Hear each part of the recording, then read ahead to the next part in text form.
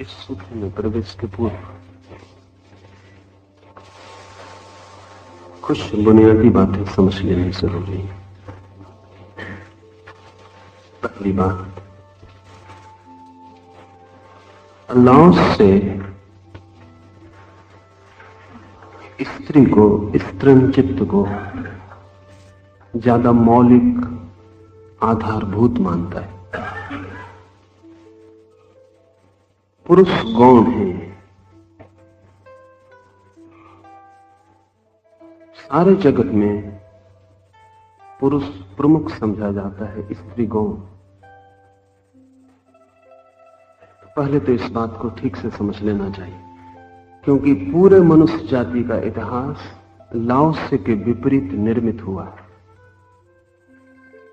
सभी सभ्यताएं पुरुष को प्रमुख और स्त्री को गौण मानकर चलती रही। लाओसे मानता है स्त्री प्रमुख है, पुरुष गौण है। और आज विज्ञान भी लाओसे के समर्थन में है, क्योंकि विज्ञान भी मानता है कि सभी बच्चे मां के पेट में प्राथमिक रूप से स्त्रीण होते हैं। जो गर्भ का प्रारंभ है मां के पेट में, सभी बच्चे स्त्री की तरह यात्रा शुरू करते हैं।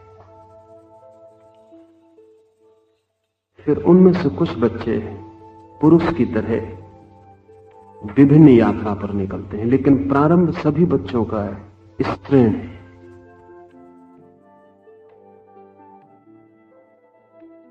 दूसरी बात समझ लेनी जैसी है वो ये कि पुरुष भी स्त्री से ही जन्मता है,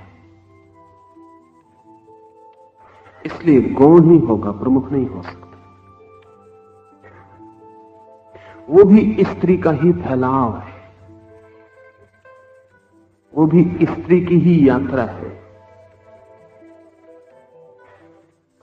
तीसरी बात, जीवशास्त्री कहते हैं कि पुरुष में एक तरह की तनाव स्थिति है, स्त्री में वैसी तनाव स्थिति नहीं।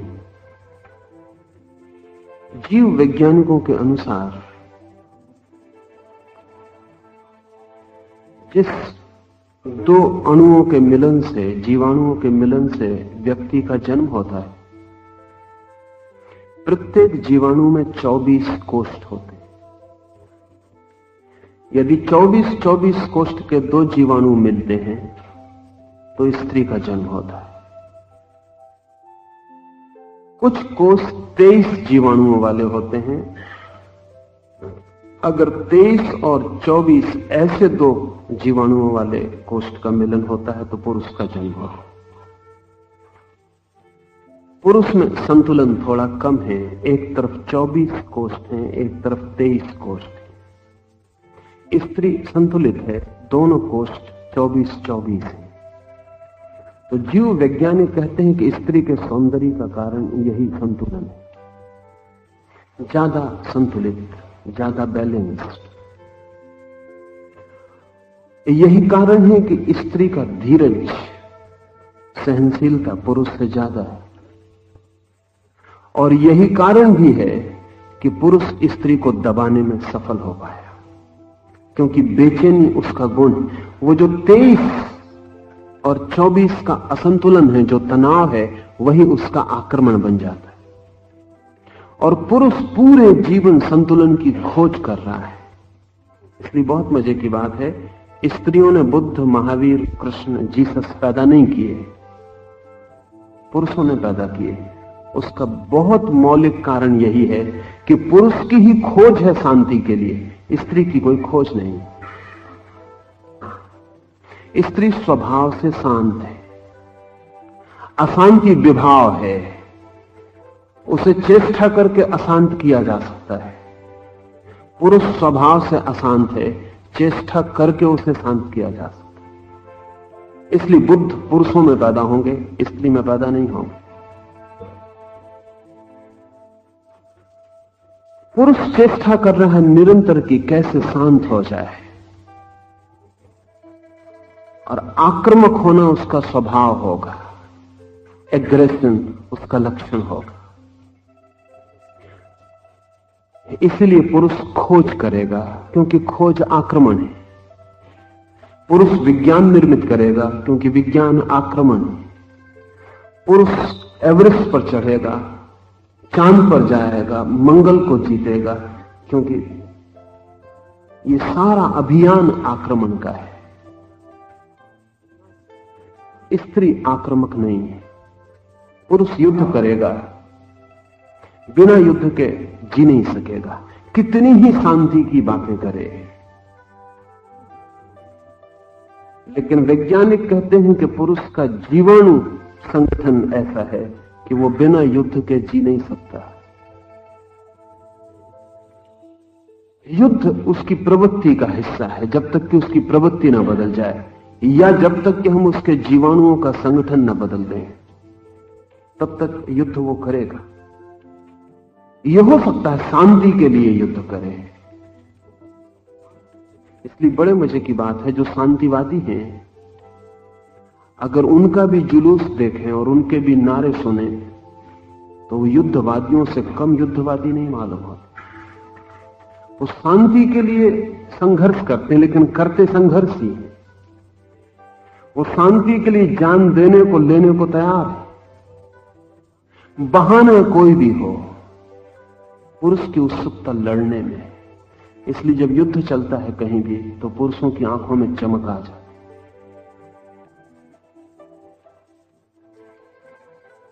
जीवन में कुछ रस मालूम होता है, कुछ हो रहा है। वो जो उदासी है टूट जाती है, एक रौनक छा जाती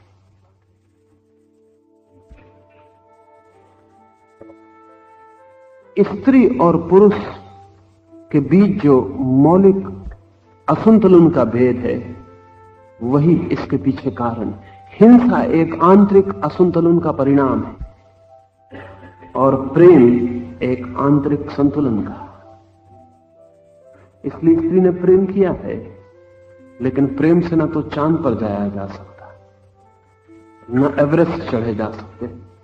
सच तो यह है कि स्त्रियों की कभी समझ में नहीं आता कि एवरेस्ट चढ़ने की जरूरत क्या है, चांद पर जाने की जरूरत क्या है। स्त्री की उत्सुकता निकट में होती है, दूर में बिल्कुल भी नहीं। विजय में बिल्कुल नहीं होती, आक्रमण में बिल्कुल नहीं होती।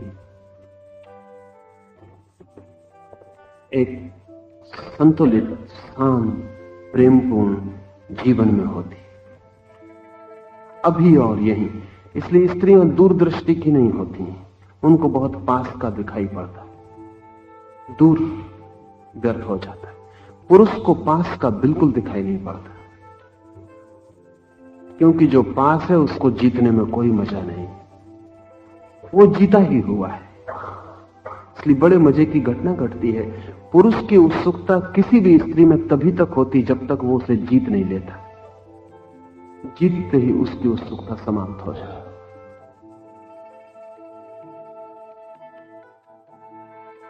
जीतते ही फिर कोई रस नहीं रह जाता। नीत्शे ने कहा है कि पुरुष का गहरे से गहरा रस विजय, काम वासना भी उतनी गहरी नहीं है। काम वासना भी विजय का एक क्षेत्र है। इसलिए पत्नी में उत्सुकता समाप्त हो जाती, क्योंकि वो जीती ही जा चुकी, उसमें कोई अब जीतने को बाकी नहीं रहा है। इसलिए जो बुद्धिमान पत्नियां हैं, वे सदा इस भांति जिएंगी पति के साथ कि जीतने को कुछ बाकी बना रहे। नहीं तो पुरुष का कोई रस सीधे स्त्री में नहीं है। अगर कुछ अभी जीतने को बाकी है तो उसका रस होगा, अगर सब जीता जा चुका है तो उसका रस खो जाए। तब कभी कभी ऐसा भी घटित होता है कि अपनी सुंदर पत्नी को छोड़कर वो एक साधारण स्त्री में भी उत्सुक हो सकता है, और तब लोगों को बड़ी हैरानी होती है कि ये उत्सुकता पागलपन की है। इतनी सुंदर उसकी पत्नी है और वो नौकरानी के पीछे दीवाना हो, पर आप समझ नहीं पा रहे हैं, नौकरानी अभी जीती जा सकती, पत्नी जीती जा चुकी। सुंदर और असुंदर बहुत मौलिक नहीं है।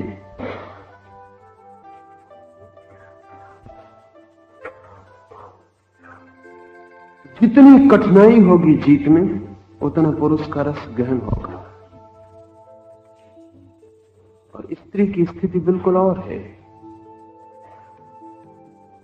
जितना पुरुष मिला हुआ हो, जितना उसे अपना मालूम पड़े, जितनी दूरी कम हो गई हो, उतनी ही वो ज्यादा लीन हो सकेगी। स्त्री इसलिए पत्नी होने में उत्सुक होती है, प्रेयसी होने में उत्सुक नहीं होती।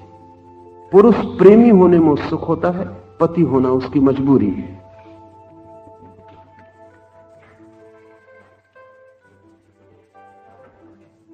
स्त्री का ये जो संतुलित भाव है, विजय की आकांक्षा नहीं है, ये ज्यादा मौलिक स्थिति है, क्योंकि असंतुलन हमेशा संतुलन के बाद की स्थिति है। संतुलन प्रकृति का स्वभाव है, इसलिए हमने पुरुष को पुरुष कहा है और स्त्री को प्रकृति कहा है। प्रकृति का मतलब है कि जैसी स्थिति होनी चाहिए स्वभावतः। इसलिए बहुत मजे की घटना घटती है, जब कोई पुरुष शांत हो जाता है तो उसमें स्त्रीण लक्षण प्रकट हो जाते। बुद्ध के चेहरे को देखकर पुरुष का कम और स्त्री का ख्याल ज्यादा। हमने तो इसीलिए बुद्ध, महावीर, कृष्ण, राम को दाढ़ी मूछ भी नहीं दी। नहीं थी ऐसा नहीं है, दाढ़ी मूछ निश्चित ही थी, लेकिन जिस अवस्था को वे उपलब्ध हुए वो स्त्रीणवत हो गई।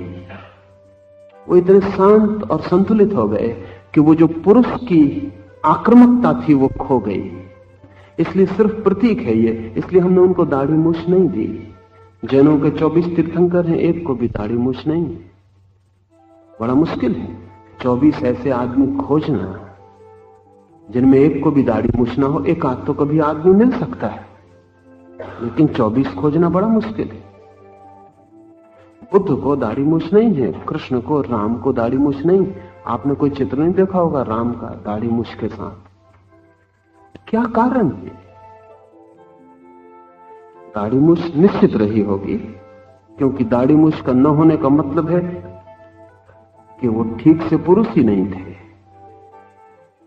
बीमार थे, रुग्ण थे, कुछ हार्मोन की कमी थी।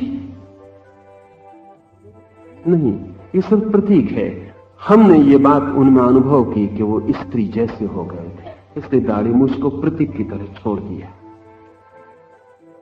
नीत्शे ने तो स्पष्ट रूप से बुद्ध और जीसस को स्त्रीण कहा है, फेमिनिन कहा है, निंदा के लिए कहा है, पर बात उसकी सच है।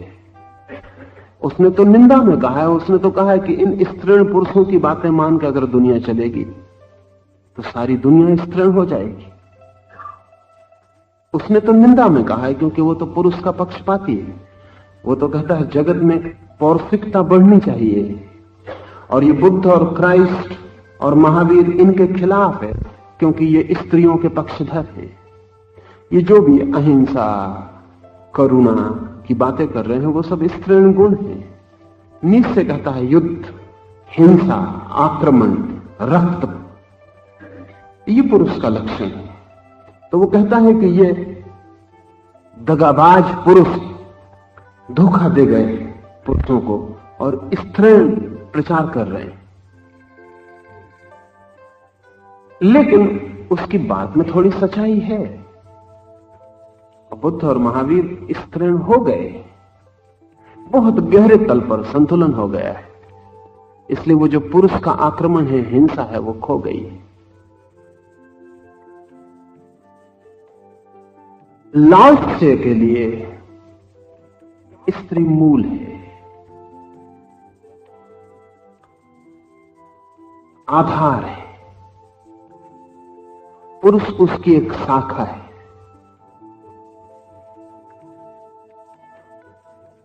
इसे हम एक और दिशा से भी समझ लें।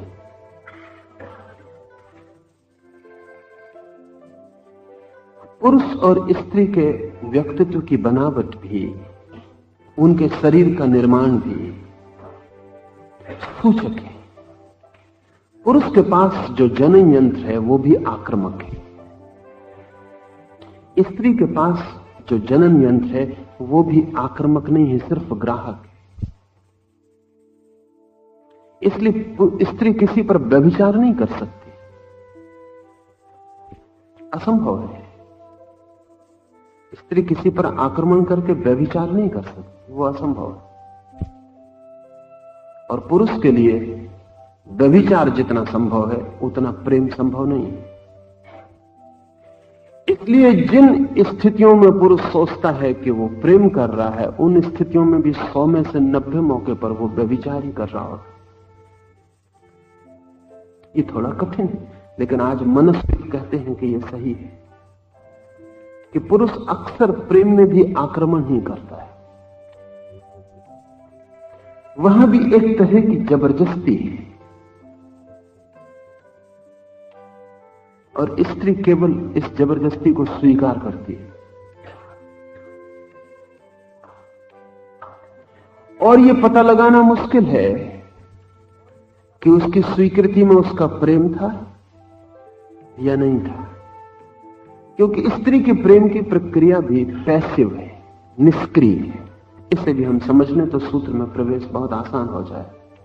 पुरुष के प्रेम की प्रक्रिया सक्रिय है,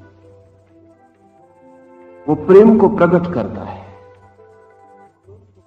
उसका प्रेम भी आक्रमण बनता है। स्त्री का प्रेम केवल समर्पण है। स्त्री यदि प्रेम में बहुत ज्यादा सक्रियता बरते तो पुरुष को बेचैनी होगी। उसे स्वीकार करे, समर्पण करे, लीन हो जाए, प्रतिरोध न करे, अप्रतिरोध में हो, सहयोगी हो, और उसका सहयोग भी पैसिव हो, सिर्फ एक आमंत्रण हो, स्वीकृति हो, सहयोग हो, प्रफुल्लता हो, लेकिन प्रेम सक्रिय न बने। उतनी ही स्त्री पुरुष को ज्यादा प्रीतिकर होगी।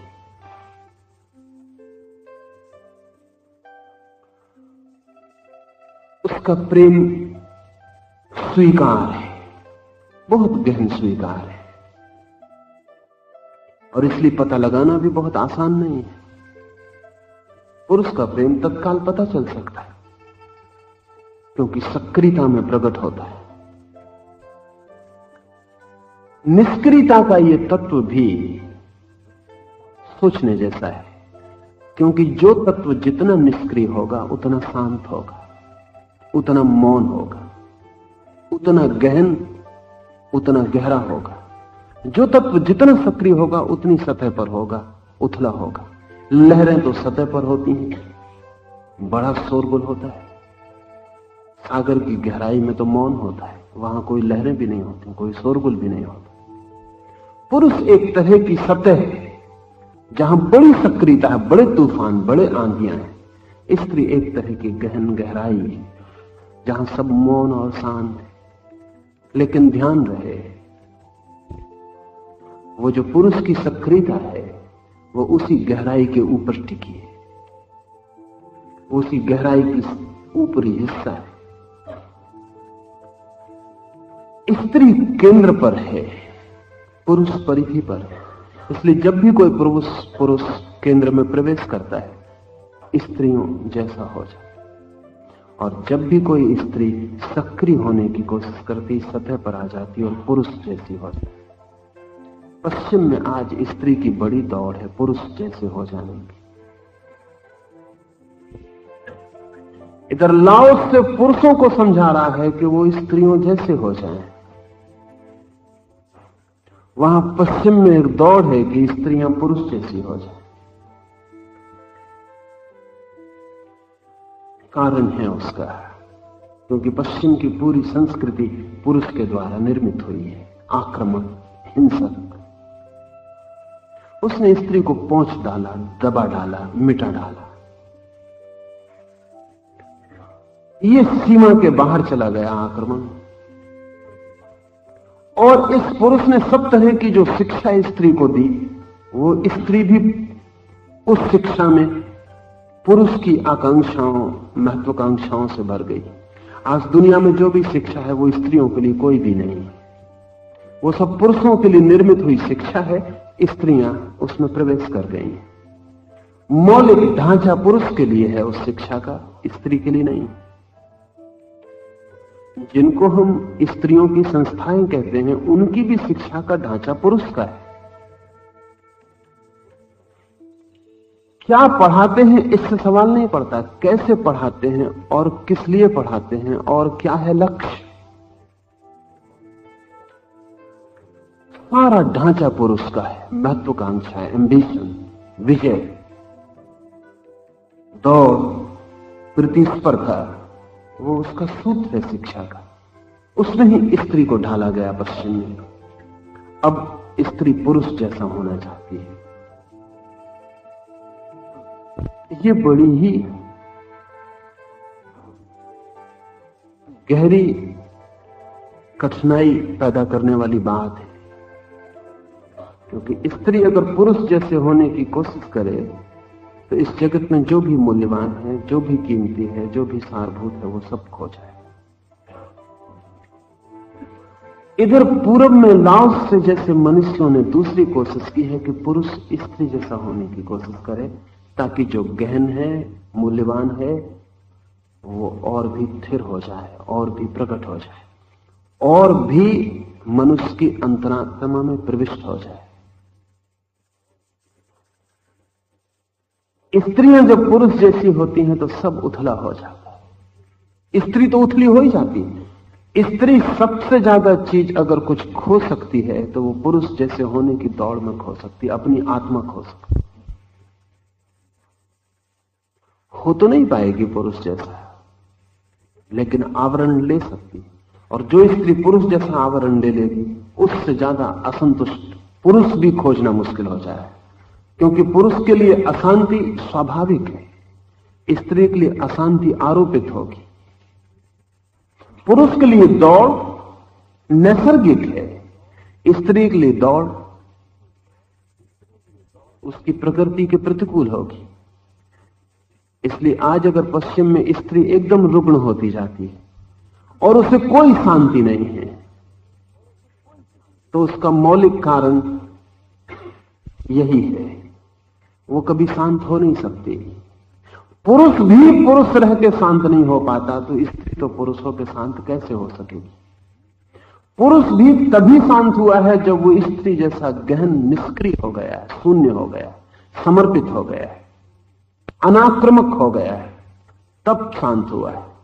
पुरुष भी स्त्री जैसा होकर शांत होता रहा हो तो स्त्री तो पुरुष जैसी होकर कभी शांत नहीं हो सकती। हाँ, पुरुष से ज्यादा अशांत हो जाएगी, विक्षिप्त हो जाएगी, पागल हो जाएगी। उसके कारण है क्योंकि पुरुष जब स्त्री जैसा होता है तो वस्तुतः वो अपने ही केंद्र पर लौट रहा है। ऐसा हम समझें कि वो जिस मां से निकलकर जगत में भागा और दौड़ा था, उसमें वापस लौट रहा है। लेकिन स्त्री अगर पुरुष जैसे होने की कोशिश कर रही है तो विक्षिप्तता के अतिरिक्त, पागलपन के अतिरिक्त कोई और परिणाम नहीं हो सकता। और पुरुष जैसी किसी भी क्रिया में कोई हल, कोई सांत्वना नहीं मिल सकती। सिर्फ एक फीवरिश, एक रुग्ण बुखार पैदा हो सकता। लाओस से मानता है कि निष्क्रियता प्राकृतिक है, सक्रियता तूफान है, आंधी है, और वापस गिर जाएगी, गिरना ही होगा। इसे हम समझें, कोई भी चीज सक्रिय नहीं रह सकती सदा, क्योंकि सक्रियता में शक्ति व्यय होती है। एक पत्थर पड़ा है, आप उसे उठाते हैं हाथ में और फेंकते हैं आकाश में, अभी तक निष्क्रिय पड़ा था, आपने अपने हाथ की ताकत उसे दी और सक्रिय कर दिया। आपने भी थोड़ी ताकत खोई, इसलिए आप भी अगर पत्थर उठा के फेंकते रहेंगे तो 10-20 पत्थर के बाद आप कहेंगे अब मैं नहीं फेंक सकता। आपकी ताकत जा रही है पत्थर के साथ, आप अपनी शक्ति पत्थर को दे रहे हैं, तभी तो पत्थर हवा से टकराएगा, लड़ेगा और यात्रा करेगा। और जब तक सक्रिय रहेगा, तभी तक सक्रिय रहेगा जब तक कि वो शक्ति को व्यय न कर देगा। व्यय होते ही पत्थर वापस जमीन पर गिर जाएगा, फिर निष्क्रिय हो जाएगा। एक पत्थर जमीन पर पड़ा रह सकता है हजारों लाखों साल तक निष्क्रिय, लेकिन फेंका गया पत्थर हजारों लाखों साल तक यात्रा नहीं कर सकता। हम ये भी कल्पना कर सकते हैं कि पत्थर पड़ा रहे अनंत काल तक, तो भी पड़ा रह सकता है, क्योंकि पड़े रहने में कोई शक्ति का अपव्यय नहीं है। लेकिन चल नहीं सकता अनंत काल तक, क्योंकि चलने में शक्ति का व्यय है। शक्ति चुकेगी और गिर जाए। सब सक्रियता शक्ति का व्यय है, निष्क्रियता शक्ति का संग्रह है। शक्ति व्यय नहीं होती। इसलिए लाओस से कहता है कि निष्क्रियता स्वभाव है, सक्रियता स्वभाव के बीच में घटी शक्ति को व्यय करने की इच्छा का परिणाम है। स्त्री ज्यादा निष्क्रिय है, पुरुष ज्यादा सक्रिय है, इसलिए लाओस से स्त्री को मूल में मानता है। लेकिन इससे स्त्रियां ये न सोच लें काम पूरा हुआ। इससे स्त्रियां ये न सोच लें कि अब कुछ करने को उनके लिए नहीं बचा। तब दूसरी बात ख्याल में ले लें, जो परम संतुलन है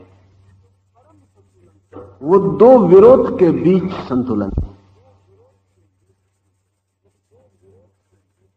अगर स्त्री निष्क्रिय रह के ही निष्क्रिय रह पाती हो तो परम संतुलित नहीं है। अगर सक्रिय होकर भी भीतर निष्क्रिय रह पाती हो तो परम संतुलन है। उल्टा, अगर पुरुष सब कुछ काम छोड़ के जंगल में भाग के मौन बैठ जाए तभी शांत हो पाए, तभी स्तृण हो पाए, तो वो भी शांति परम शांति नहीं है। क्योंकि सक्रियता के विरोध में चुनी गई शांति भी एक तरह की सक्रियता है। जहां विरोध है वहां क्रिया है। अगर किसी ने अपने को सक्रियता के विरोध में निष्क्रियता में डुबाने की कोशिश की तो वो कोशिश भी सक्रियता है। इसलिए ताओ के मानने वाले, ज़ेन को मानने वाले जो परम ज्ञानी हैं, वो कहते हैं प्रयास से जो शांति मिल जाए वो परम शांति नहीं। क्योंकि प्रयास से जो मिली है, प्रयास जन्य जो है, उसमें तो सक्रियता जुड़ी ही हुई। अब प्रयास से जो मिल जाए, इफर्टलेसली जो मिल जाए, वही परम शांति है। इसका क्या मतलब हुआ? इसका मतलब हुआ कि विरोध की भाषा में जब तक हम सोचते हैं तब तक हम शांत ना हो पाएंगे। जब विरोध की भाषा ही गिर जाए तो हम शांत हो पाएंगे। स्त्री सक्रिय होकर भी अपनी निष्क्रियता में बनी रहे, पुरुष सक्रिय होकर भी निष्क्रियता में डूब जाए, करे भी और भीतर न किया हुआ भी बना रहे, बोले भी और भीतर शांति बनी रहे। मौन होकर न बोलने में कोई कठिनाई नहीं, बोल के मौन को खो देने में कोई कठिनाई नहीं है। शब्द हो बाहर, मौन हो भीतर, तब जो संतुलन स्थापित होता है, दो विरोध के बीच जो सेतु बन जाता है, वो परम है, वो आत्यंतिक है, फिर उसको विनष्ट नहीं किया जा सकता। अब हम इस सूत्र में प्रवेश करें। जो पौरुषिक को तो जानता है लेकिन स्त्रीण में करता है वास, वो संसार के लिए घाटी बन जाता है। और संसार की घाटी होकर वह उस मूल स्वरूप में स्थित रहता है जो अखंड है।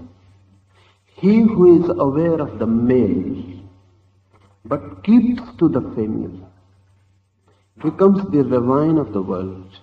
Being the ravine of the world, he has the original character which is not cut up and returns again to the innocence of the way.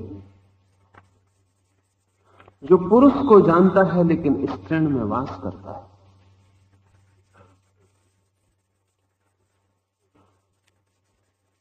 जो क्रिया में जीता है, लेकिन निष्क्रियता जिसके भीतर बनी रहती। ऐसा करें, दौड़ रहे हैं रास्ते पर, तब बाहर तो दौड़ है लेकिन भीतर कोई है जो दौड़ नहीं रहा। जरा भीतर झांकें, उसे पकड़ लेना कठिन नहीं होगा, जो भीतर बैठा हुआ है, जो दौड़ नहीं रहा। शरीर दौड़ता है, चेतना तो दौड़ती नहीं, चेतना तो वहीं बैठी रहती। चेतना तो कभी चली ही नहीं, आप कितने ही चले हो, चेतना नहीं चली।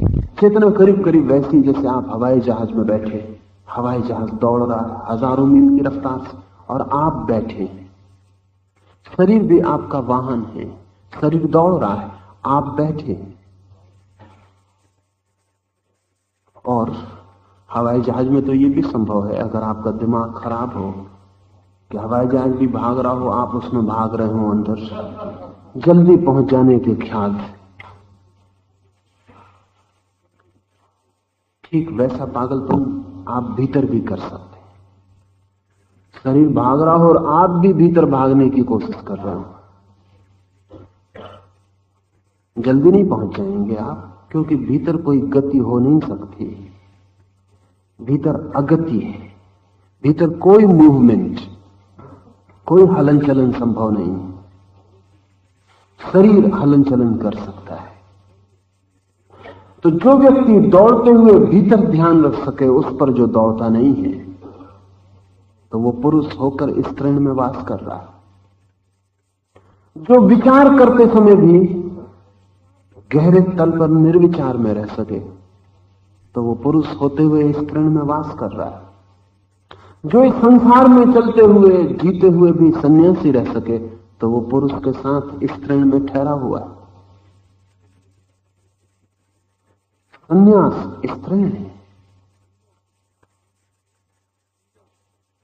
सैनिक होना पुरुष, सन्यासी होना इस तृण है। लेकिन जो सैनिक रह के सन्यासी रह सके, उसकी स्थिति परम है, या जो सन्यासी रह के सैनिक रह सके, उसकी स्थिति भी परम है। क्योंकि दो विरोध जब मिल जाते हैं तो एक दूसरे को काट देते हैं। ऋण और धन जब मिलते हैं तो एक दूसरे को विलीन कर देते हैं और उनके नीचे शून्य रह जाते हैं। जो पौरुषिक को जानता है लेकिन इस तृण में वास करता है, इस तृण से समझे निष्क्रियता, इस तृण से समझे त्याग, इस तृण से समझे समर्पण, इस तृण से समझे स्वीकार, इस तृण से इस तरह की बातें समझे। पुरुष से समझे आक्रमण, परिग्रह, संग्रह, दौड़, महत्वाकांक्षा, प्रतिस्पर्धा। ये शब्द प्रतीक हैं। अगर आपका मन दौड़ में जी रहा है सिर्फ, और आपने उसको बिल्कुल नहीं जाना जहां दौड़ नहीं है, तो आप आधे जी रहे हैं। इस संबंध में एक बात और नवीन खोज की ख्याल में लेनी चाहिए। कार्ल गुस्ताव जुंग ने इस सदी की महानतम खोजों में एक अनुदान किया है, और वो ये कि कोई पुरुष न तो पूरा पुरुष है और न कोई स्त्री पूरी स्त्री। प्रत्येक व्यक्ति द्विलिंगी है, बायसेक्सुअल। मात्रा का फर्क है। आप 60% पुरुष होंगे, 40% स्त्री होंगे। आपकी पत्नी 60% स्त्री होगी, 40% पुरुष होगी, बस ऐसा फर्क है। 100% पुरुष आप नहीं है, न 100% कोई स्त्री है। हो नहीं सकता ऐसा। इसलिए नहीं हो सकता कि आपका जन्म स्त्री और पुरुष दोनों के मिलन से होता है। स्त्री में होता है, स्त्री से आप बाहर आते, लेकिन पुरुष इसमें सहयोगी होता है। वो पुरुष आपके भीतर प्रवेश कर जाता है। क्योंकि जन्म सेक्सुअल है, पुरुष और स्त्री के मिलन से है, इसलिए दोनों ही मात्रा में मौजूद रहेंगे। यह हो सकता है कि एक व्यक्ति 90% पुरुष हो और 10% स्त्री हो, लेकिन इस तरह हिस्सा होगा। और कभी कभी ऐसा होता है कि यह अनुपात इतना क्षीण होता है कि कभी कभी कोई स्त्री बाद में पुरुष हो जाती है, कोई पुरुष बाद में स्त्री हो जाती है। लिंग परिवर्तन हो जाता है। अगर 51% आप पुरुष हैं तो खतरा है। 1% 2% का मामला है। जरा सा भी केमिकल फर्क, जरा से हार्मोन का फर्क किसी बीमारी के कारण, किसी दवा के कारण, और आप तत्काल स्त्री हो सकते हैं। अगर आप सिर्फ 1-2% के फासले पर हैं, मार्जिन बहुत कम है, तो परिवर्तन हो सकता है। और अब तो वैज्ञानिक कहते हैं कि परिवर्तन मार्जिन कितना ही बड़ा हो, किया जा सकता है, क्योंकि हार्मोन का फर्क है। अगर थोड़े स्त्रीण हार्मोन आप में डाल दिए जाएं तो आपकी मात्रा, भीतर का अनुपात बदल जाएगा, आप स्त्री होना शुरू हो जाएंगे। इसका अर्थ यह हुआ कि पुरुष के भीतर स्त्री छिपी है, स्त्री के भीतर पुरुष भी छिपा है। इन दोनों के बीच भी अगर संतुलन न बन पाए तो आप असंतुलित रहेंगे। इन दोनों में भी भीतर तालमेल हो जाना चाहिए। ख्याल करें तो आपको अनुभव में आना शुरू होगा। सुबह आप बड़े शांत हैं, जरा सा किसी ने कुछ कहा, आप क्रोधित हो गए, आग जलने लगी। आपको पता नहीं, भीतर जब आप शांत थे तो स्त्रीण तत्व प्रमुख था।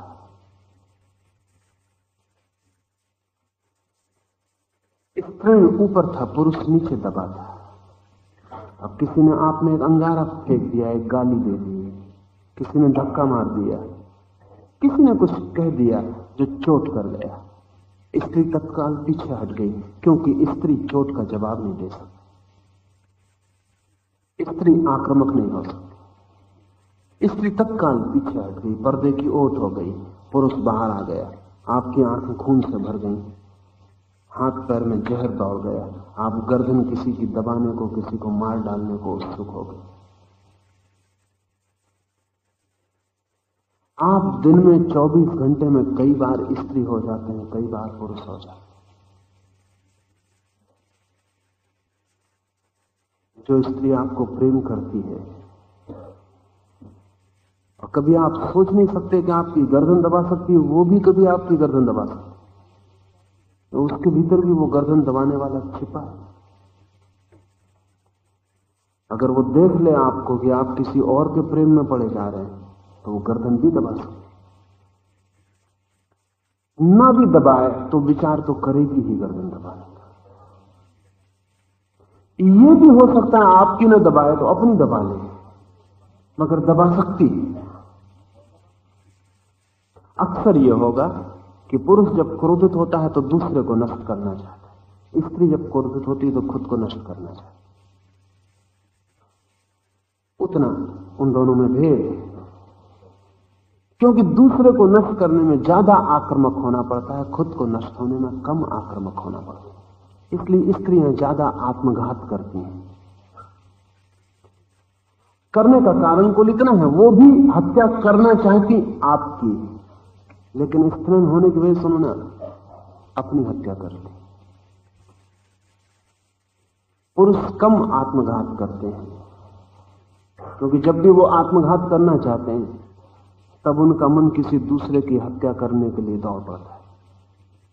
दूसरे की हत्या करना पुरुष को आसान है क्योंकि दूसरा दूर है, और स्त्री को अपनी हत्या करना आसान है क्योंकि स्त्री अपने पास, उसकी नजर पास पड़ती, दूर नहीं पड़ती। लेकिन दोनों एक दूसरे के भीतर छिपे हैं, और इनमें से अगर एक को बिल्कुल काट दिया जाए तो आप अपंग हो जाएंगे, जैसे बायां पैर किसी ने काट दिया। आप चल पाते हैं क्योंकि दाएं और बाएं के बीच एक संतुलन बना रहता है। यद्यपि दोनों का काम विरोधी है, जब बायां पैर ऊपर उठता है तो दायां जमीन को पकड़े रहता है, और जब बायां जमीन को पकड़ लेता है तब दायां उठता है। दोनों एक दूसरे के विरोध में होते हैं, एक जमीन पर होता है, एक जमीन को छोड़ देता है, लेकिन इन दोनों के बीच गति संभव हो पाती, और इन दोनों के बीच जितना संतुलन हो, जितना बराबर शक्ति हो दोनों में, उतनी ही गति व्यवस्थित हो पाती। आपके भीतर की स्त्री और आपके भीतर का पुरुष भी एक संतुलन मांगते हैं। जिस दिन ये संतुलन पूरा हो जाता है उस दिन लाओस से कहता है आप ताओ को उपलब्ध हो गए, क्योंकि लाओस से कहता है इस संतुलन का नाम ही निर्दोषता है, इनोसेंस है।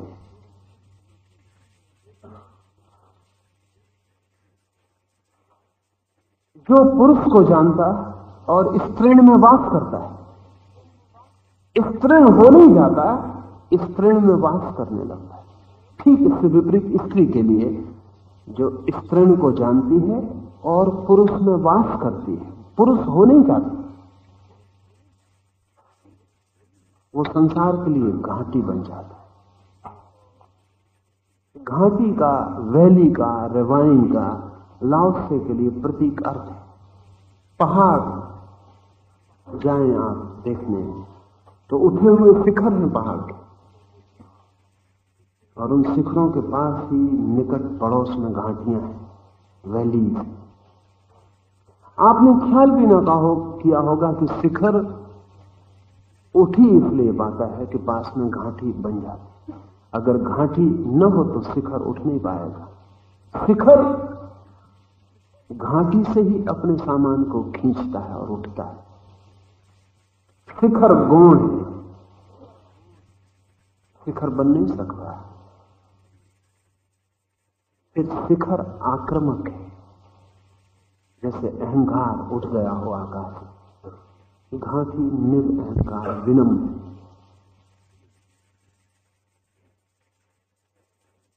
शिखर को अपने को संभालना पड़ता है, क्योंकि गिरने का सदा डर है।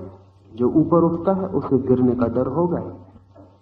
घाटी अपने को संभालती नहीं, क्योंकि गिरने का कोई डर ही नहीं है। जो नीचे उतरता है उसे गिरने का कोई डर नहीं रहता। घाटी निश्चिंत सोई रहती है, शिखर चिंता से भरा रहेगा।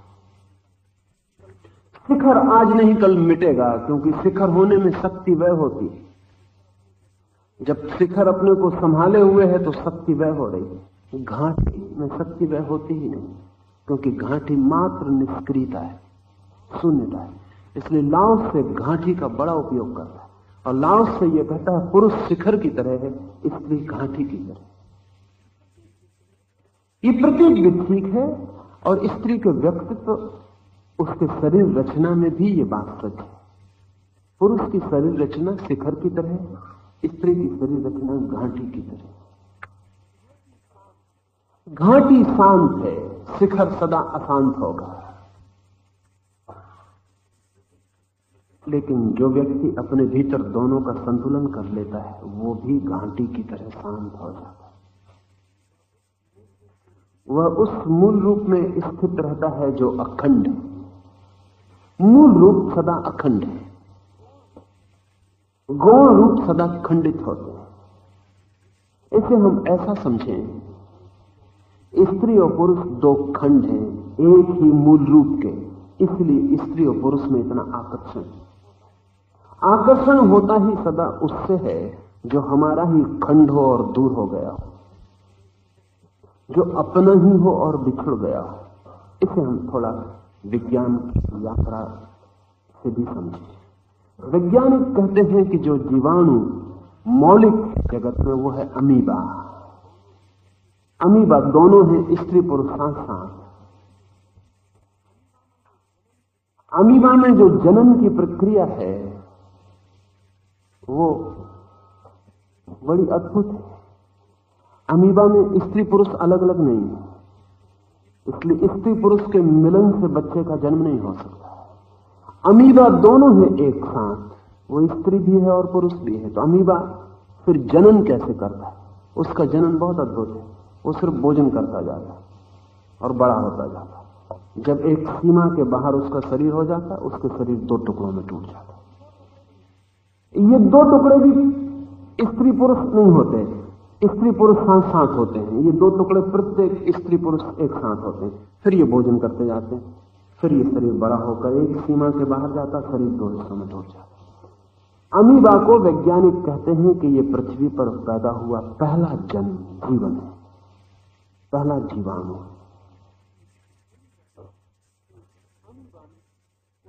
अमीबा में कोई काम वासना नहीं है, परम ब्रह्मचारी। काम वासना का कोई उपाय नहीं, क्योंकि दूसरा कोई है नहीं जिसके प्रति वासना हो सके, और दूसरे से मिलने की कोई इच्छा अमीबा में नहीं है। बड़े मजे की बात है, अमीबा में मिलने की इच्छा बिल्कुल नहीं, टूटने की इच्छा है। तो अमीबा जब भोजन करता है तो टूटना चाहता है, भारी हो जाता है, टूटना चाहता है। आपको ठीक भोजन मिले तो काम वासना पैदा होती है, आप मिलना चाहते हैं। इसे थोड़ा समझ लें। अगर आपको ठीक भोजन न मिले तो काम वासना खो जाती है। इसलिए तथाकथित साधु उपवास कर करके काम वासना को तोड़ने का उपाय करते रहे। तथाकथित कहता हूं क्योंकि वस्तुतः मिटती नहीं, केवल शक्ति के न होने से पता नहीं चलता। जैसे अमीबा को भोजन न दे तो फिर वो 2 में नहीं टूटेगा, क्योंकि भोजन के बिना शरीर बड़ा नहीं होगा, टूटने का सवाल नहीं होगा। टूटना ही उसके जन्म की प्रक्रिया है। जब आपको भोजन ठीक से मिलेगा तो आप तत्काल दूसरे से मिलना चाहेंगे। पुरुष है तो स्त्री से, स्त्री है तो पुरुष। क्यों? जैसे अमीबा टूट के जन्म देता है, आप मिल के जन्म देते हैं। और अमीबा टूट के इसलिए जन्म दे सकता है कि उसमें स्त्री पुरुष दोनों उसके भीतर ही मौजूद हैं। आप टूट के जन्म नहीं दे सकते, आप मिल के ही जन्म दे सकते हैं, क्योंकि जन्म का आधा हिस्सा आपके पास है और आधा हिस्सा स्त्री के पास। बच्चा पैदा होगा दोनों के मिलने से, आधा आपके पास है बच्चा, आधा स्त्री के पास है, और जब तक वो दोनों न मिल जाएं तो बच्चा पैदा नहीं होगा। अमीबा टूटता है शक्ति बढ़ने से, आप शक्ति बढ़ने से मिलना चाहते हैं। इसलिए अगर आप भोजन न करें, कम भोजन करें, ऐसा भोजन करें जिससे आपकी शक्ति न बढ़े, तो काम वासना क्षीण हो जाएगी, मिट नहीं जाएगी। जिस दिन भोजन करेंगे उस दिन फिर जाग जाएगी। पुरुष स्त्री के बीच जो मिलन का आकर्षण है, उसका कारण बायोलॉजी, जीव विज्ञान के हिसाब से यही है कि दोनों एक अखंड चीज के टुकड़े और फिर से पूरा होना चाहते। इसलिए संभोग में इतना सुख मालूम पड़ता है, एक क्षण के लिए पूरा हो जाने का सुख। वो जो टूटे हुए टुकड़े थे किसी एक अखंड के, वो एक क्षण के लिए इकट्ठे हो गए।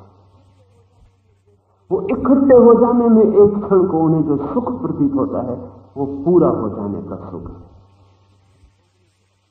इसलिए संभोग में जो अपने को पूरा खो नहीं सकता, उसे संभोग में कोई भी सुख नहीं मिलेगा।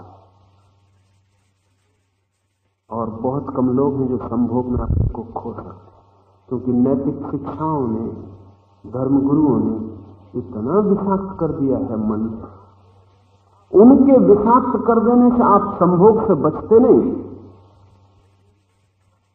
वो तो बच नहीं सकते आप। जब तक आदमी भोजन कर रहा है तब तक धर्मगुरु जीत नहीं सकते, कोई उपाय नहीं उनके जीतने का।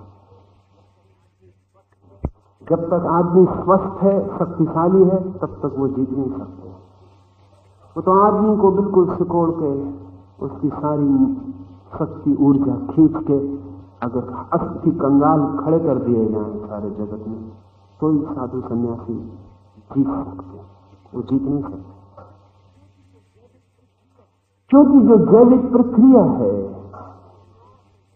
वो जिन क्रियाओं से घटित हो रही है उनका उन्हें कोई बोध नहीं है, लेकिन वो एक काम कर सकते हैं, वो आपके संभोग से तो आपको नहीं बचा सकते, लेकिन संभोग में आप पूरे न खो सकें इसका उपाय कर देते हैं। उनकी बातें, उनके विचार आपकी खोपड़ी में समा जाते, फिर संभोग के क्षण में भी वो खोपड़ी आप अलग नहीं रख सकते, उतार के वो आपके साथ हो। संभोग भी करते हैं और पूरे लीन भी नहीं हो पाते। तब आपको अपने साधु सन्यासियों की बातें ठीक मालूम पड़ती हैं, तो वो लोग ठीक ही कहते हैं कि संभोग में कोई सुख नहीं। ये एक विषय सर्कल है, ये एक बड़ा दुष्ट चक्र है, क्योंकि वो कहते हैं इसलिए आपको सुख नहीं मालूम पड़ता। जब आप डूब ही नहीं पाते तो सुख मालूम नहीं पड़ता, डूब जाए तो सुख मालूम पड़ेगा। यद्यपि सुख क्षणिक होगा लेकिन मालूम पड़ेगा, क्षण भर ही सही, लेकिन वो सुख है। सुख क्या है? सुख है दो आधे टुकड़ों का मिलकर एक हो जाना। एक क्षण को ही ये होगा, लेकिन एक क्षण में आप भी मिट जाएंगे, स्त्री भी मिट जाएगी। संभोग का मतलब है जहां स्त्री और पुरुष मिट जाते, जहां स्त्री स्त्री नहीं रह जाती, पुरुष पुरुष नहीं रह जाता, जहां दोनों खो जाते हैं, एकाकार हो जाते हैं, एक चैतन्य रह जाता है। क्षण भर को दो अहंकार नहीं रह जाते, दो शरीर नहीं रह जाते, दो मन नहीं रह जाते, दो आत्माएं नहीं रह जाती। एक क्षण को द्वैत खो जाता है, अद्वैत हो जाता है। एक क्षण को ही होता है, एक क्षण के बाद वापस आप पुरुष हैं, स्त्री स्त्री हैं। इसलिए संभोग सुख भी देता है, दुख भी। सुख देता है क्षण भर को, 24 घंटे को दुख देगा, क्योंकि मिलने में क्षण भर को सुख होता है, फिर बिछड़ना, वो अलग होना फिर दुख है। और आदमी इस सुख दुख के बीच घूमता रहता है। क्षण भर का सुख, फिर दिनों का दुख, फिर क्षण भर का सुख, फिर दिनों का दुख। अद्वैत एक क्षण को भी मिल जाए तो सुख मिलता है। इसलिए बुद्ध, महावीर, लाओ से कहते हैं ये अद्वैत अगर सदा को मिल जाए तो आनंद उपलब्ध होता है। और अद्वैत जब सदा को मिलता है तो फिर दुख का कोई उपाय नहीं रह जाता। जब सुख क्षण भर को मिलता है तभी दुख का उपाय होता है। ये जो अद्वैत की तलाश है, इस तलाश का जो पहला अनुभव आदमी को हुआ है वो संभोग से ही हुआ है, कोई और उपाय भी नहीं। आदमी को समाधि की जो पहली झलक मिली है वो संभोग से ही मिली, कोई और उपाय नहीं। पहले मनुष्य को जब ख्याल आया होगा, जब पहले विचारशील मनुष्य ने सोचा होगा कि क्यों मिलता है सुख संभोग में, तब उसे लगा होगा कि मिट जाता हूं मैं इसलिए। तो अगर मैं पूरा ही मिट जाऊं सदा के लिए उस परम चैतन्य में, परम अस्तित्व में, तो फिर दुख नहीं रह जाए। संभोग के अनुभव से ही समाधि की धारणा और समाधि का दूरगामी लक्ष्य पैदा हुआ है। बड़ा फासला है दोनों में, लेकिन दोनों में एक जोड़, एक सेतु है। जब स्त्री पुरुष संभोग में डूब जाते हैं तब दोहरी घटना घटती है। वो दोहरी घटना भी समझ लेनी चाहिए, क्योंकि आप दोहरे हैं, स्त्री भी पुरुष भी, और स्त्री भी दोहरी है, स्त्री और पुरुष भी। जब एक स्त्री और पुरुष एक जोड़े में लीन हो जाते हैं तो आपके भीतर का पुरुष आपके बाहर की स्त्री से मिलता है, और आपके भीतर की स्त्री भी आपके बाहर के पुरुष से मिलती है। ये एक रूप। और इस गहरे मिलन में आपके भीतर का पुरुष भी आपके भीतर की स्त्री से मिलता है, और आपकी प्रेयसी के भीतर की स्त्री भी भीतर के पुरुष से मिलती है। तब एक वर्तुल निर्मित हो जाता है। एक क्षण को यह घटना घटती कि आप टूटे नहीं होते, अखंड हो जाते। इस अखंडता को काम वासना के द्वारा स्थिर रूप से नहीं पाया जा सकता।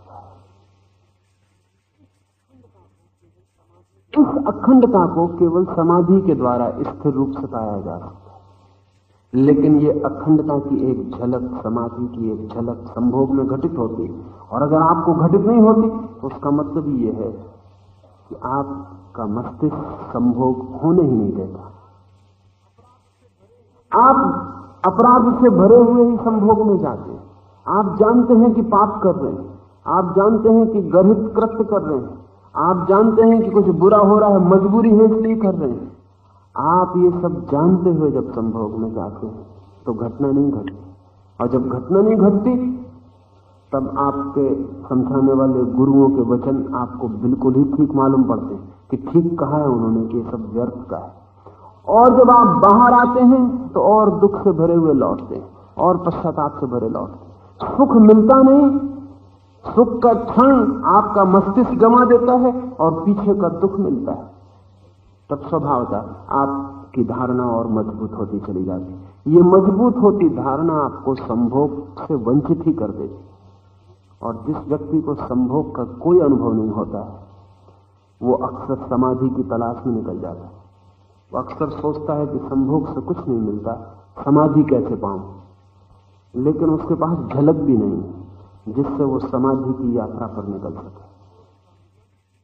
स्त्री पुरुष का मिलन एक गहरा मिलन है, और जो व्यक्ति उस छोटे से मिलन को भी उपलब्ध नहीं होता, वो स्वयं के और अस्तित्व के मिलन को उपलब्ध नहीं हो सकेगा।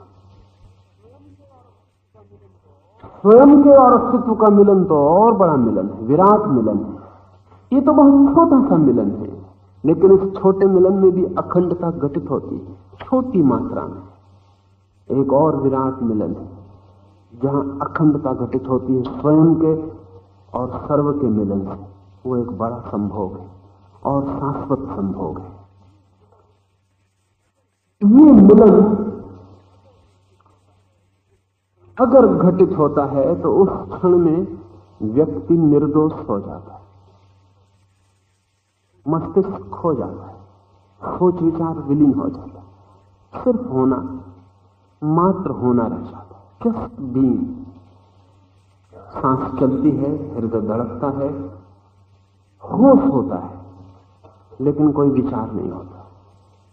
संभोग में एक क्षण को व्यक्ति निर्दोष हो जाता है। लेकिन लाओ से कहता है कि अगर इस गहन आंतरिक मिलन को व्यक्ति उपलब्ध हो जाए कि पुरुष को जाने, स्त्री में वास करे, तो संसार के लिए घाटी बन जाता है, और घाटी होकर स्वरूप में स्थित रहता है, अखंड हो जाता है। शिशुवत निर्दोषता उपलब्ध होती है।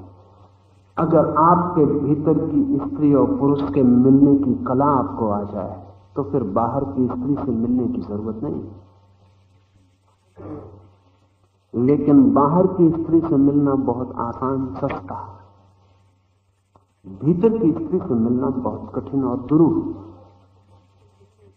बाहर की स्त्री से मिलने का नाम भोग, भीतर की स्त्री से मिलने का नाम योग। वो भी मिलन है। योग का मतलब ही मिलन है। ये बड़े मजे की बात है।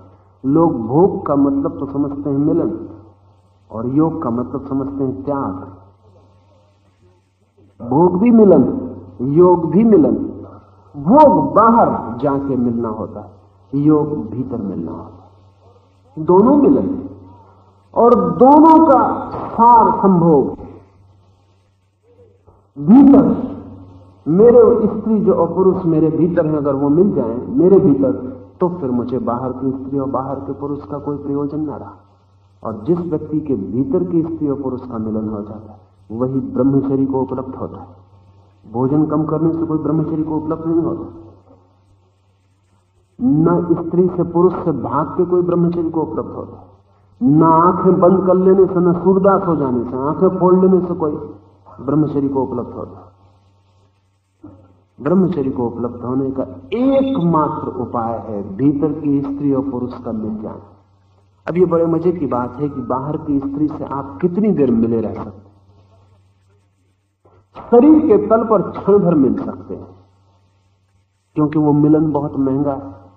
आपको बहुत ऊर्जा खोनी पड़ती है, शक्ति खोनी पड़ती है। अब तो ऊर्जा नापी जा सकती है कि कितनी शक्ति आप एक संभोग में खोते हैं, कितनी शरीर की विद्युत विनष्ट होती है।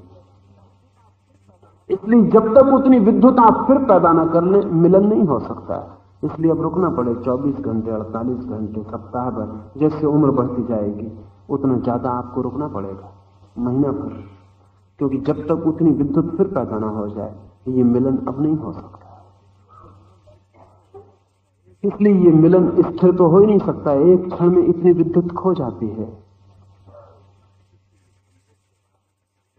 इसलिए संभोग के बाद लोगों को शांति मालूम पड़ती, विश्राम मालूम पड़ता, नींद आ जाती। फ्रायड ने संभोग को ही एकमात्र प्राकृतिक ट्रैंकुलाइजर कहा है भी।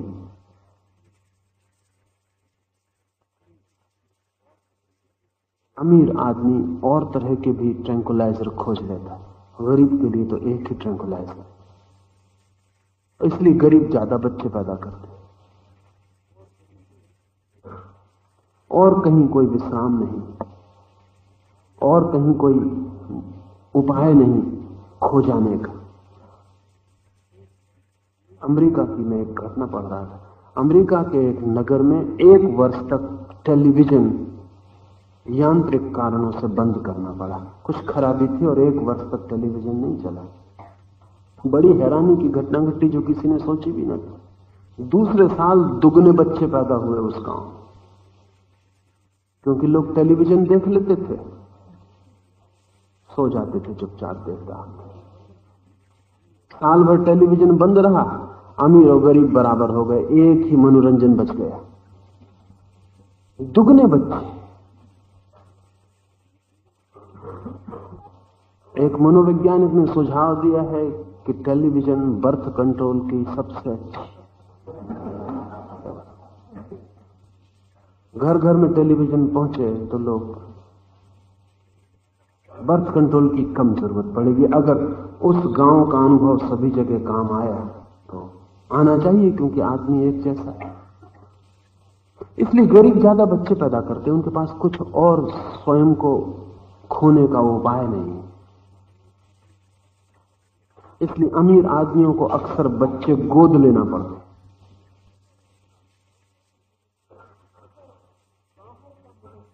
अगर बाहर का मिलन है शरीर के तल पर तो क्षण भर को होगा, और मन के तल पर तो क्षण भर को भी नहीं हो पाता। इसे थोड़ा समझ लें। शरीर के तल पर तो क्षण भर को भी हो पाता है, मन के तल पर क्षण भर को भी नहीं हो पाता। इसलिए काम यौन तो आसान है, प्रेम बहुत कठिन है। प्रेम का मतलब है मन के तल पर मिलन। किसी स्त्री पुरुष का मन के तल पर ऐसा मिल जाना जैसे संभोग में शरीर के तल पर घटित होता है। कोई विरोध नहीं रह गया, कोई भेद नहीं रह गया, कोई अस्मिता अहंकार नहीं रह गया। जब मन के तल पर ऐसा मिलन होता है तो प्रेम घटित होता है। जब शरीर के तल पर ऐसा मिलन होता है तो यौन घटित होता है। प्रेम बड़ा कठिन है, क्योंकि दो मन का ऐसे क्षण में आ जाना जहां कोई विरोध ना हो, कोई अहंकार ना हो, अति कठिन है।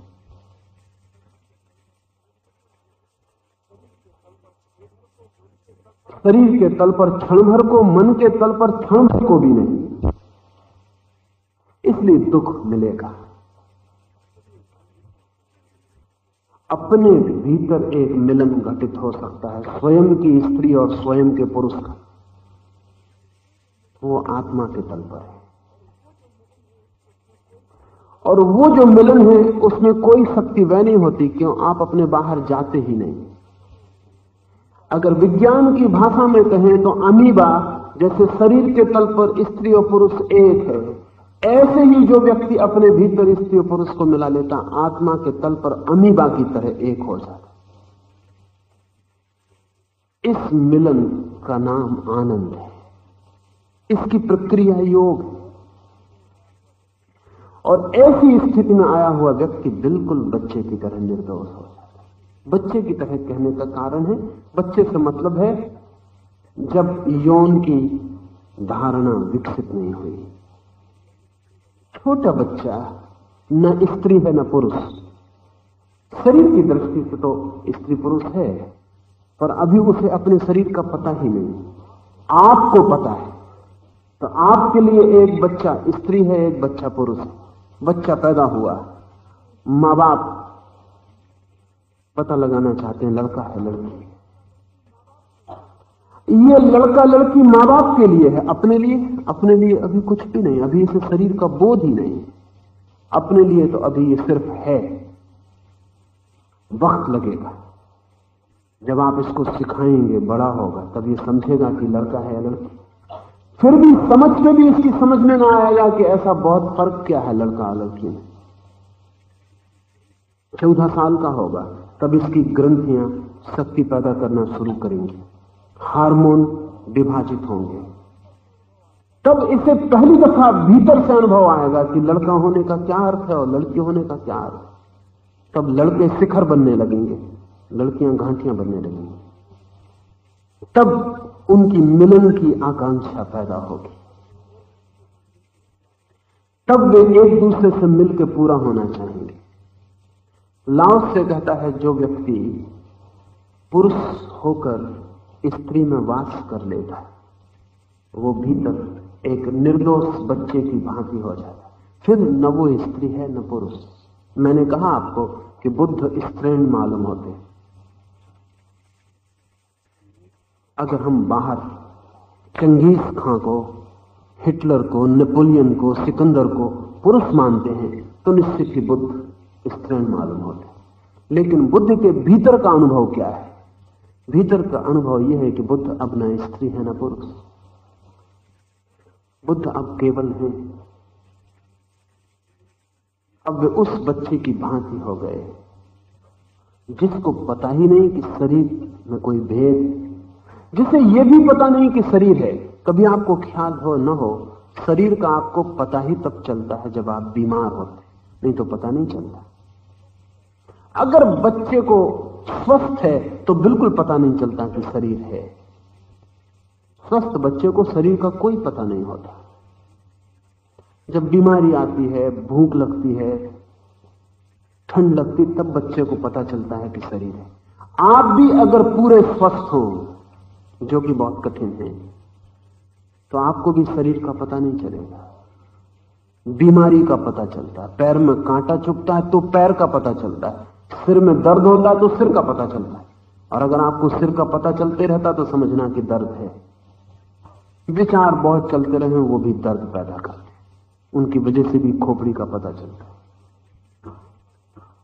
बच्चे को कोई पता नहीं शरीर का, बच्चे को किसी भेद का पता नहीं, बच्चे को किसी से मिलने की कोई आकांक्षा नहीं। बच्चा अपने में लीन है।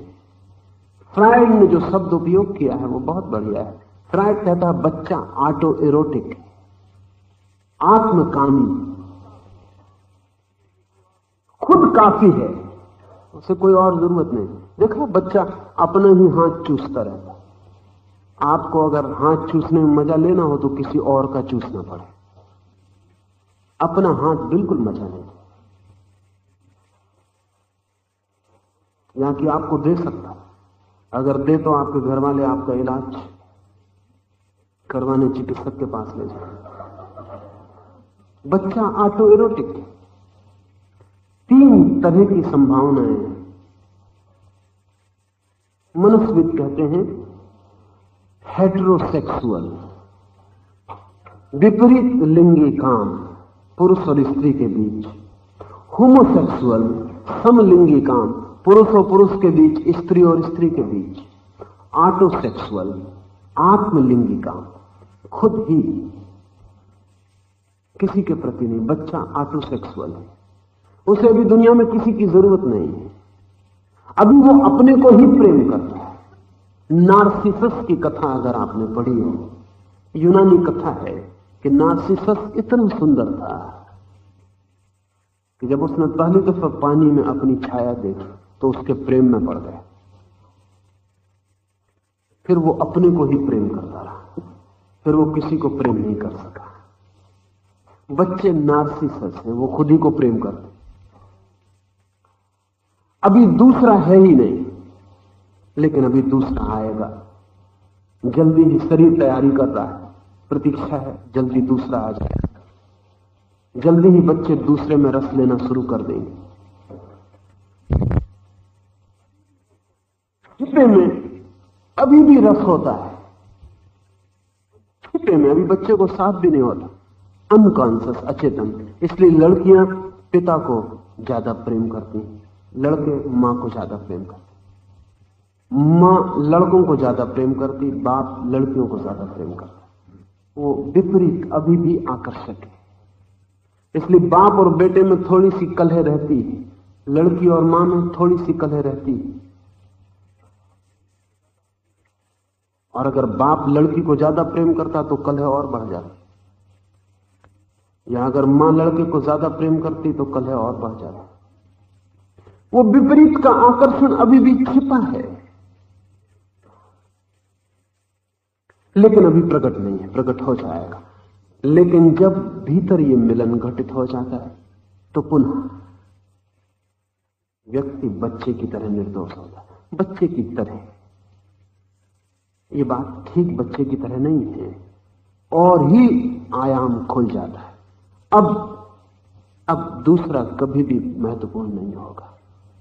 अब दूसरे का आकर्षण सदा के लिए खो गया।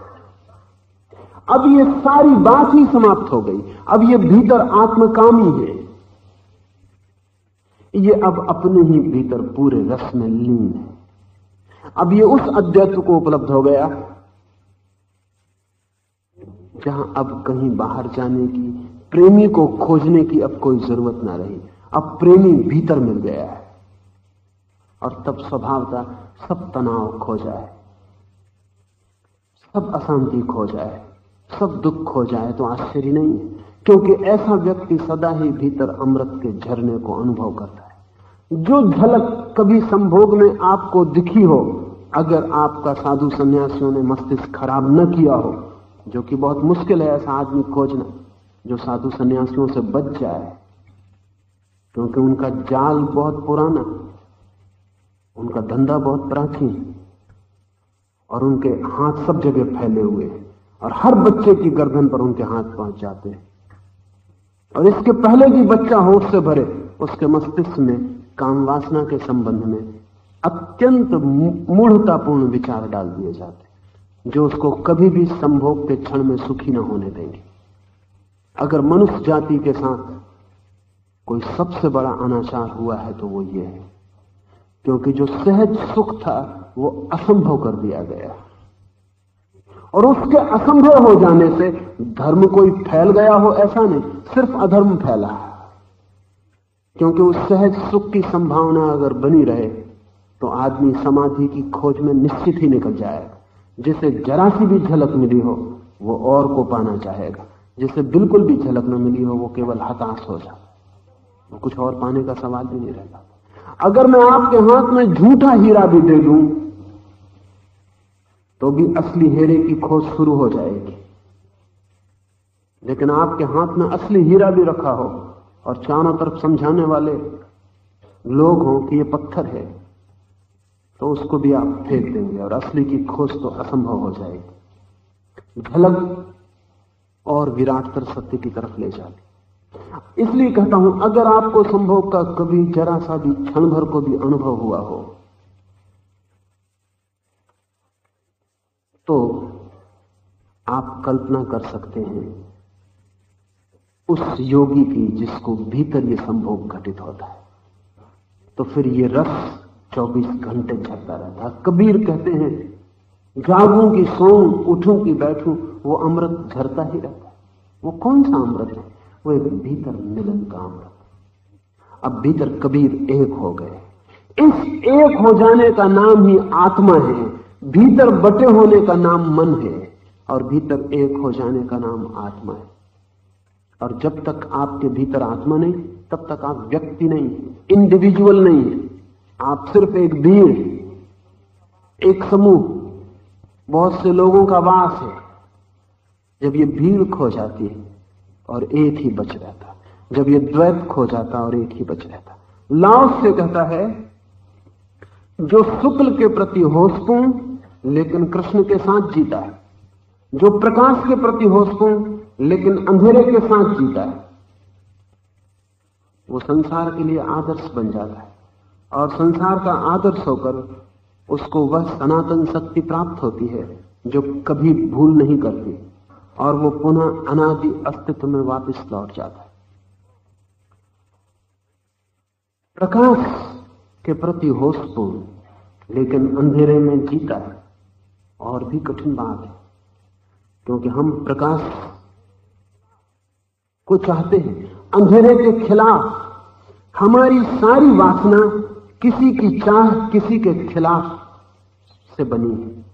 प्रकाश, ऋषि ने गाया, हे प्रभु मुझे प्रकाश की तरफ ले चल, अंधेरे से हटा प्रकाश की तरफ ले चल, मृत्यु से हटा अमृत की तरफ ले चल। लाओत्से की बात उस ऋषि से ज्यादा गहरी, क्योंकि वो ऋषि सामान्य मनुष्य की वासना को ही प्रकट कर रहा। उस ऋषि ने जो भी कहा है वो कोई असामान्य बात नहीं है, सामान्य आदमी की वासना है कि मुझे अंधेरे से प्रकाश की तरफ, मृत्यु से अमृत की तरफ, सुख की तरफ दुख से, वेदना से आनंद की तरफ ले चल। ये तो ठीक वासना सामान्य आदमी की, इसमें ऋषि का कुछ बहुत है नहीं। कहें कि ऋषि ने सभी सामान्य मनुष्यों की वासना को अपने सूत्र में प्रकट कर दिया, लेकिन लाओत्से की बात सचमुच उसकी बात जिसने जाना। वो कह रहा है जो शुक्ल के प्रति होशपूर्ण, जागे रहना प्रकाश की तरफ, लेकिन अंधेरे के खिलाफ प्रकाश को मत चुन लेना। डरना मत अंधेरे से, अंधेरे में जीना, घबराना भी मत, क्योंकि जो आदमी अंधेरे में जीने को राजी है बिना भय के, वही आदमी वस्तुतः प्रकाश को उपलब्ध हुआ है। जो अंधेरे से डरता है वो प्रकाश को कभी वस्तुतः उपलब्ध नहीं हो सकता, क्योंकि अंधेरा प्रकाश का ही एक रूप है। अंधेरा प्रकाश का ही एक रूप।